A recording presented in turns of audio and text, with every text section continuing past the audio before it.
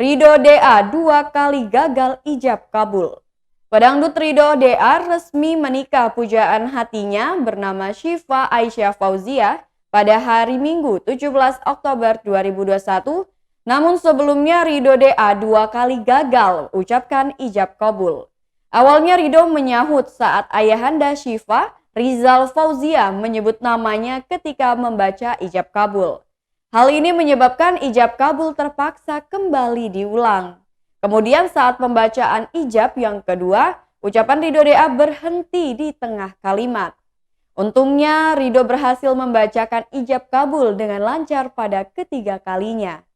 Setelah ijab kabul berhasil diucapkan, seluruh tamu undangan nampak merasa lega. Jelang menikah, Ridho DA akui sering cekcok dengan Syifa masalah hal tersebut.